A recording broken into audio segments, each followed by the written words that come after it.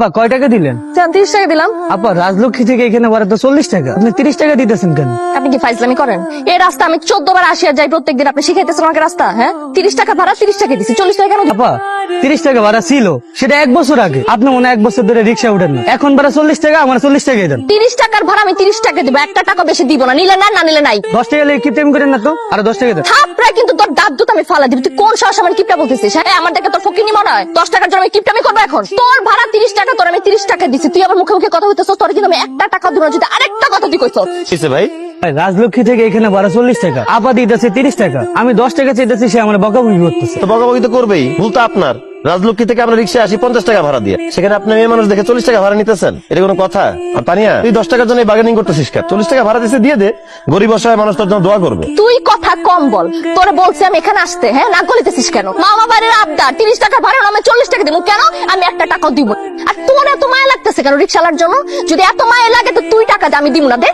আরে বাপ রে বাপ, 10 টাকার জন্য তুই এমন করতেছ, জানি মনে হইতেছে মরার পরে তোর বাপের গাড়ি বাড়ি তোদের টাকা পয়সা সব নিয়ে কবর দিতে পারবি। রিক্সাওয়ালা মানুষ 10 টাকা চাইছে, দিয়ে দেন। আচ্ছা থাক, তোর দেওয়া লাগবে না ভাই, ওরা মাফ করে দেন। ওর হয়ে ওর পক্ষ থেকে আমি আপনার 10 টাকা দিতেছি। রিক্সা দিয়ে আসছে উনি, টাকা দিলে উনি দিন, আপনি দিবেন কেন? বাহ, পারবেন তো গরিব রেট হবে, আর তো কারো লোকে পারবেন না।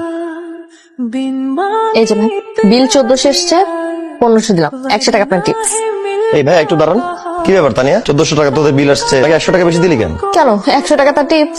বাহ, একজন ওয়েটারকে 100 টাকা টিপস দিয়ে দিলি, এখন তো গায়ে লাগতেছে না? আরে গায়ে লাগবে কেন? বেচারা এত কষ্ট করে আমাদেরকে খাবার সার্ভ করেছে, কিন্তু 100 টাকা তাকে দিতেই পারি। হ্যাঁ, তুই 100 টাকা ওনাকে টিপস দিতেই পারিস, তাতে আমার কোনো সমস্যা নাই। কিন্তু ওনার চেয়ে 3-4 গুণ বেশি কষ্ট করে একজন রিক্সাওয়ালা, যার ভাড়া হয়েছিল 40 টাকা, অথচ তুই তাকে 30 টাকা দিয়ে চলে গেলি। বেচারা এতবার তোকে বললো 10 টাকা দিতে, তুই দিলি না। তোর কাছে তখন 10 টাকার মূল্য এত হয়ে গেছে, এখন যে ওয়েটারকে 100 টাকা টিপস দিলি, এখন কেন হিসাব করতেছিস না? না, ওয়েটারকে টিপস দেওয়ার সময় তো আমরা এত কিছু হিসাব করি না। এটাই আমাদের সমস্যা, আমাদের যেখানে হিসাব করা দরকার সেখানে আমরা হিসাব করি না। এই যেমন ধরে ওয়েটার ভাই, উনি এসি নিচে কাজ করতেছে, মাস শেষে একটা স্যালারি পায় এবং মানুষজন খাওয়া শেষ করে তাকে কিছু টিপস দেয়। আমি তো মনে করি উনি মোটামুটি ভালোই আছে, কিন্তু একজন রিক্সাওয়ালা রোদে পুরে বৃষ্টিতে ভিজে তার মাথার ঘাম পায়ে ফেলে আমাদেরকে এক জায়গা থেকে আরেক জায়গায় নিয়ে যায়। আমার মনে হয় আমাদের উচিত রিক্সাওয়ালাদেরকে বকশিস দেয়া, 10 টাকার জায়গায় 20 টাকা বকশিস দেওয়া, কিন্তু আমরা সেটা করি না। রেস্টুরেন্টে খেয়ে ওয়েটারকে 100 টাকা বকশিস দিতে পারি, কিন্তু রিক্সাওয়ালাকে 5 টাকা বাড়া দিতে পারি না।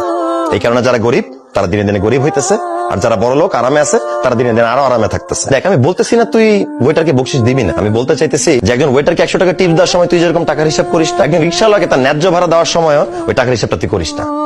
তোর কাছে হয়তো 10 টাকা কিছুই না, কিন্তু একজন রিক্সাওয়ালার কাছে 10 টাকা 10,000 টাকার সমান। আপু, ভাইজান তো ঠিকই বলেছে, আমাদেরকে না অনেকেই বকশিস দেয়, কিন্তু আমার 100 টাকা বকশিস লাগবে না। আপনি যে রিক্সাওয়ালাকে ভাড়া কম দিচ্ছেন, ওনার সাথে যদি কোনো সময় দেখা হয় 100 টাকা দিয়ে দিন, কারণ আমাদের থেকে রিক্সাওয়ালা ভাইয়া অনেক কষ্ট করে।